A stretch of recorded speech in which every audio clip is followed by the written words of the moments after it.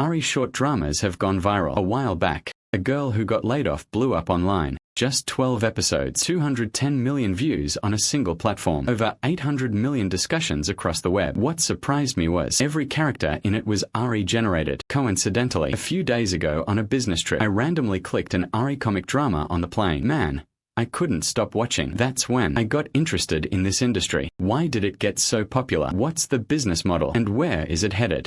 So I went to consult some industry insiders, including Zhong Ruya, editor-in-chief of the vertical media Shenhua, and Jiang Yu, a leading Ari short drama practitioner. Jiang Yu's company has 600-700 people. Last year, in just half a year, they made over 300 million in revenue, with net profit exceeding 100 million. Impressive. The interviews were really insightful. I'm sharing this video with you. 1.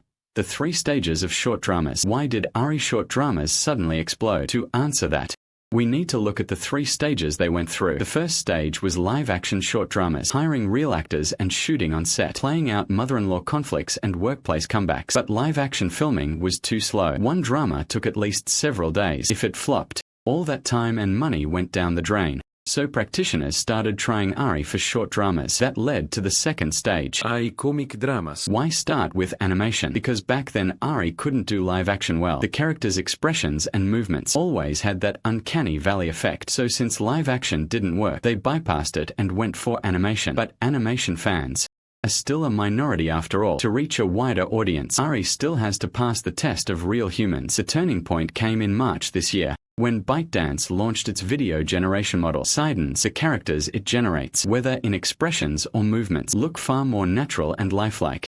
From then on, Ari could not only do animation, but also shoot workplace and urban dramas, and even live-action fantasy blockbusters. And just like that, Ari short dramas entered the public eye. 2. The 2 advantages of Ari short dramas. But can Ari visuals really beat real actors? Probably not. If not, then why is it making so much money? You watching might blurt out, it's cheaper. Ari must save money compared to real actors. But after researching it, I found out that's not necessarily true. It depends on the case. Take an ordinary urban drama. For this genre, what Ari saves isn't production costs, but trial and error costs. What does that mean? Because ordinary urban dramas aren't expensive to begin with. You don't need A-list actors. The set might just be a living room, 2 sofas. It doesn't cost much. Ari, on the other hand, burns through computing power and tokens. 1 minute of high-quality video costs about 600 to 1,000 yuan. To make a 100-minute drama, it might not be cheaper than using real actors. So what's Ari's real advantage? 1 word: speed. Short dramas are a business that's hard to predict. Before a drama goes live, nobody knows whether it'll blow up. Since you can't guess right, what do? You just try more. A real team might take days to finish filming a show, but Jiang Yu's Ari team can produce in a single day 800 to 1,000 minutes of finished footage. That's 200 to 300 shows a month. This is the law of large numbers. It's like scratching lottery ticket. In the past,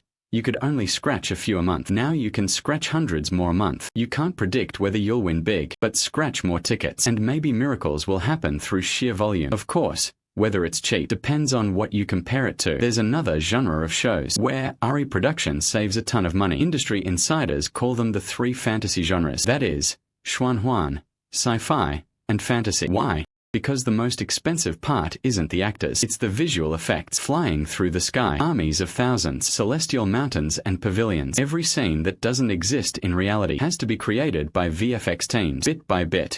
The more complex the scene, the longer the production cycle, and the higher the cost. With traditional methods, VFX alone for one show could cost over 1 million yuan, compared to Ari's cost of just tens of thousands. It's truly a dimensionality reduction strike. After all, for Ari, generating 2 people arguing in a living room and generating an earth-shattering battle has no order of magnitude difference in computing power. So the more a genre relies on VFX, the more obvious Ari's cost advantage becomes. 3. The business model. Of course, saving money doesn't equal making money. Now it's time to answer the second question. How exactly does the Ari short drama business model work? Earlier we roughly covered the costs. Computing power is the biggest expense, around 20,000 to 25,000 yuan. The rest is mainly editing, script and labor. That's how the math works out. For an average commercial Ari short drama, total cost is around 60,000 to 70,000 yuan. Now let's look at revenue. Early short dramas mostly used a free preview, pay to unlock model, but now the mainstream model has shifted to free viewing plus ad revenue sharing. What does that mean? Viewers watch for free. Platforms insert ads in the middle. Once the ads generate revenue, it's split between the platform and the producers. According to the interviewee, the industry's main traffic right now, and 80 to 90% of the profits, are all concentrated on the Hongguo platform. There's even a simple and crude estimation method in the industry. Look at the favorites count. A show's favorites count, multiplied by 0.5 to 0.8, gives you roughly its total revenue. For example, if a show has 1 million favorites, the final revenue could be between 500,000 and 800,000 yuan. On one side, production costs of 60 to 70,000. On the other, revenue sharing of hundreds of thousands after a hit. Seems like huge profit margins, right? But note,